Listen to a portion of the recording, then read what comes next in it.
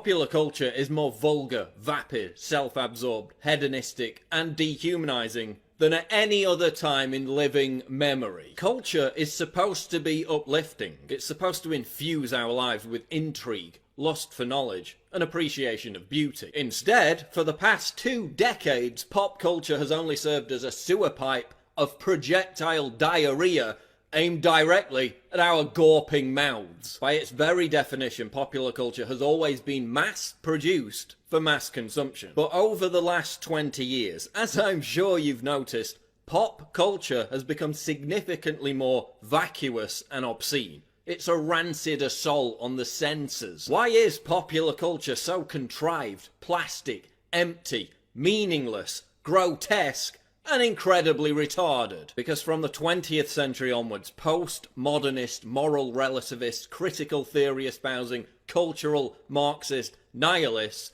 began to seize control of society. Postmodernism seeks to erase the distinction between high culture and popular culture.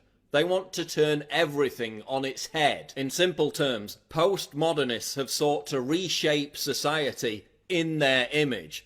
And that's why everything's so ugly. From architecture to art to music to entertainment, they're making everything hideous. The goal?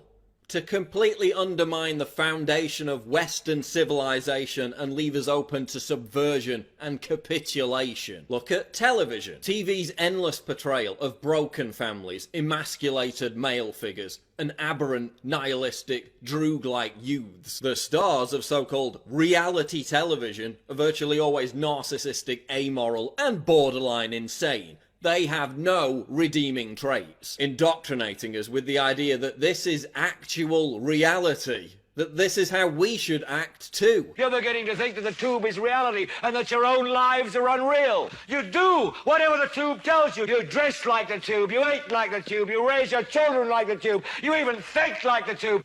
This is mass madness, you maniacs! In the decadent late stages of a society, bizarre behaviour proliferates and is legitimized by the dominant culture. They're fetishizing pathology. We're even seeing the mainstreaming of paedophilia by the news and entertainment media. Salon.com giving a platform to a wannabe child molester. Articles that legitimize watching child porn. A new Fox show that shows a transgender 6-year-old wearing a sadomasochistic ball gag. This is all intended to drag us down into the gutter. Once we absorb this kind of degeneracy, our moral filter is irreparably damaged. Studies show that the more TV you watch, the more depressed you are, even for active people who exercise regularly. And is it really any wonder, given the warped and corrosive view of humanity that is perpetuated by television? We are their cattle.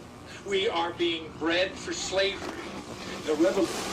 Can somebody please explain to me what the hell that's all about?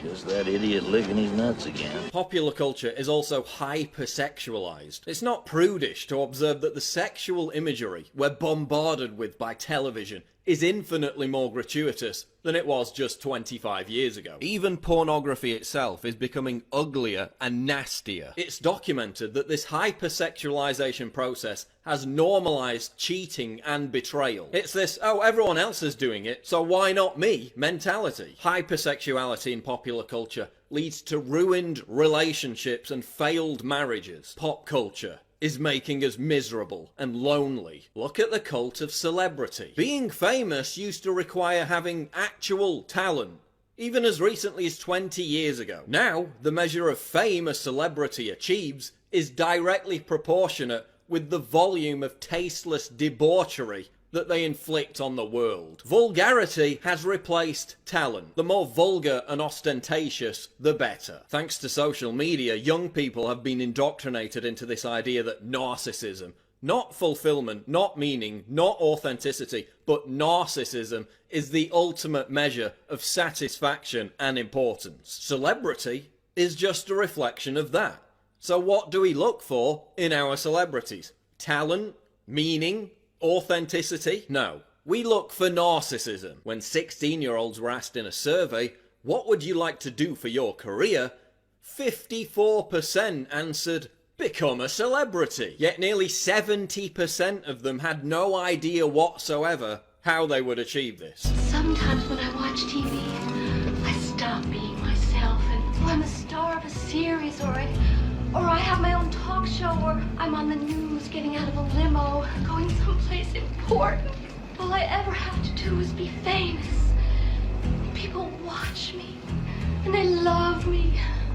It's no surprise that since the explosion of celebrity-led narcissism, young people are more depressed than ever. Suicides amongst those aged 10 to 24 are up every year since 2010. Why are you all so unhappy? Because you're aspiring to something completely vacuous and unobtainable for the vast majority of people. Popular culture is making us miserable. Celebrities are now more revered than religious icons. This is why people suddenly turn into gushing morons whenever a celebrity dies, rendered blubbering idiots over somebody they never knew and never even met. In many cases, someone they weren't even interested in until they died. It's like North Korean competitive crying every other week.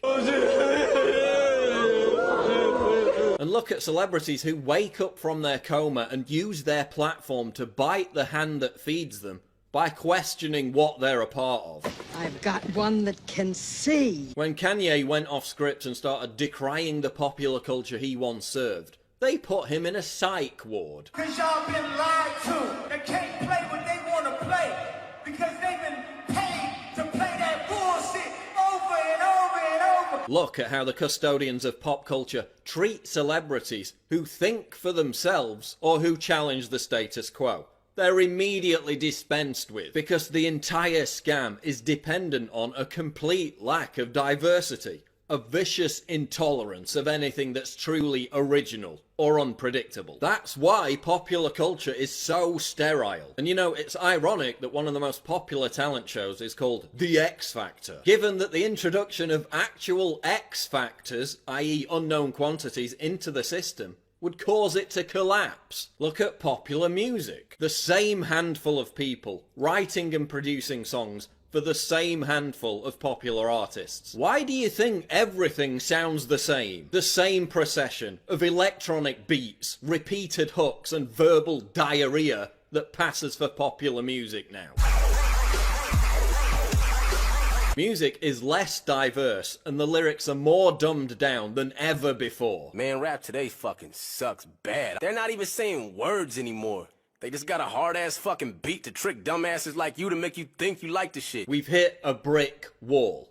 There hasn't been a single authentic movement in popular music for the last quarter of a century. And look at the effect it's had. Young people were once able to channel their self-loathing, their anger, through the medium of rebellious music. Think punk, grunge, goth. Now, they're all growing up listening to sterile drivel like One Direction and Maroon 5. Yes, we always had manufactured plastic crap, but we also had alternatives.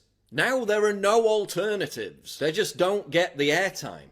MTV used to play alternative music videos. Is that what they mean when they say videos have symbolism? What does MTV play now?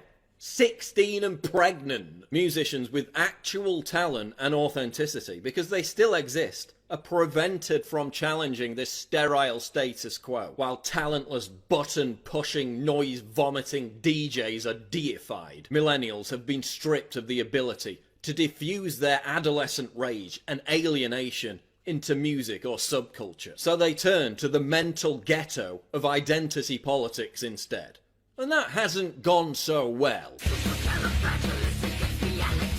What has my generation contributed to advance popular culture over the last 30 years? Humiliatingly little. Seriously, what have we contributed? Can you name anything positive? Gangster rap? A movement that encouraged millions upon millions of young people to aspire to act like degenerate criminal thugs. Yeah, that worked out great, didn't it? But then look at someone like Hopsin. Here's a guy who raps about how retarded and destructive Gangster Chic is. A guy who tells young people to get off drugs and live clean. What happens to musicians like Hopsin? Yeah, some of them get signed to big labels, but then they get parked for 3 years, or their albums are deliberately given no promotion.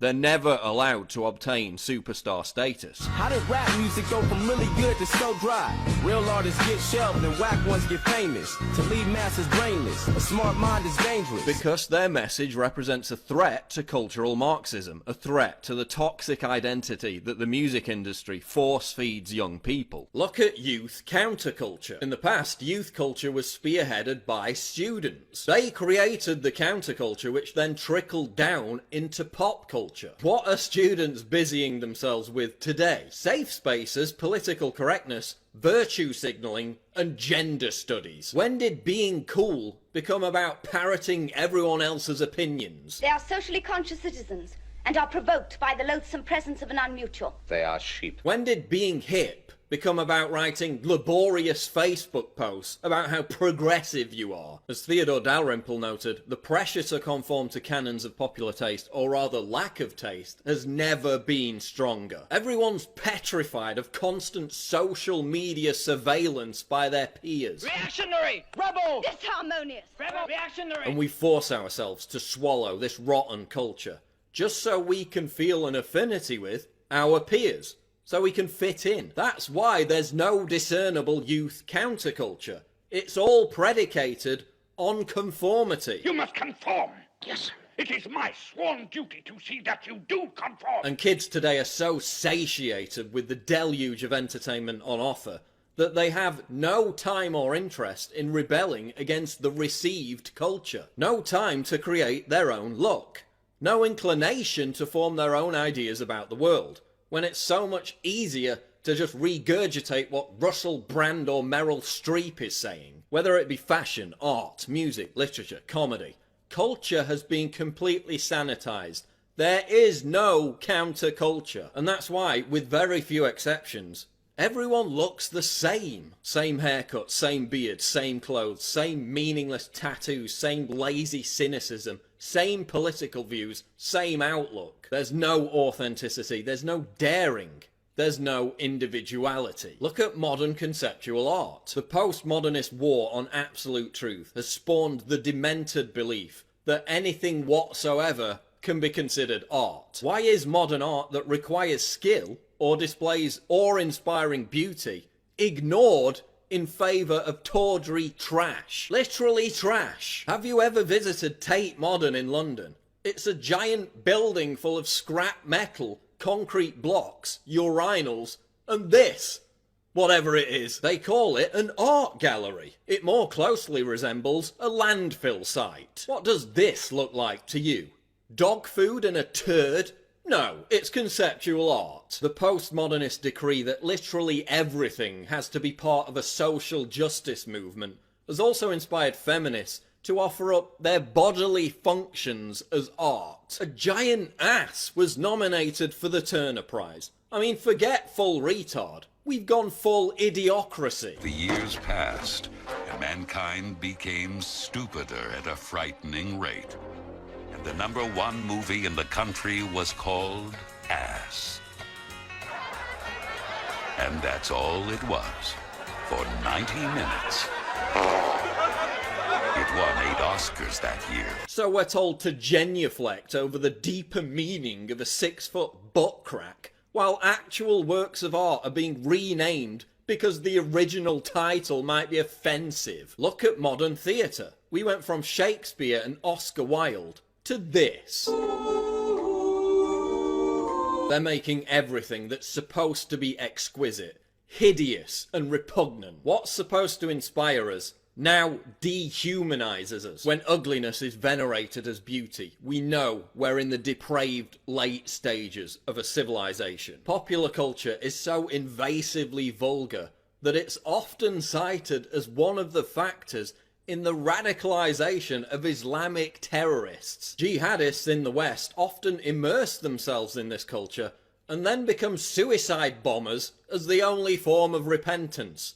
That's how bad it is. That's right, Jersey Shore and Miley Cyrus are actually seen by terrorists as legitimate reasons to attack the West. And who could argue with them? But seriously, when we defend Western civilization, we're not talking about popular culture. We're talking about the Sistine Chapel, not Piss Christ.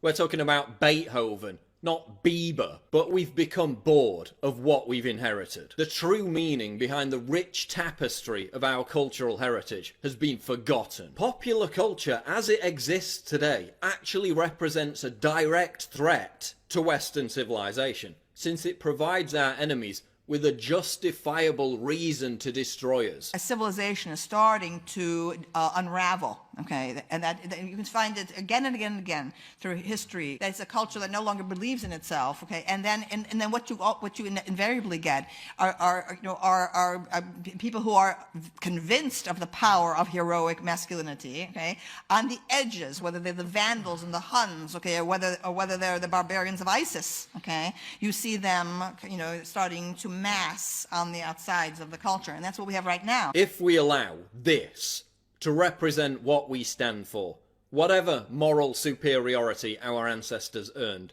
will be eviscerated within a generation. That's why we need to constantly savage this notion that popular culture represents Western civilization. It doesn't. The weaponization of popular culture, as I've described it, is merely the reassertion of cultural Marxism. By making the culture that underpins our society completely meaningless and therefore rudderless, it can be easily overthrown. We need to reject popular culture in all its grisly, grotesque, dehumanizing forms. We need to encourage a new cultural renaissance that is once again inspired by beauty, talent, and the exaltation of human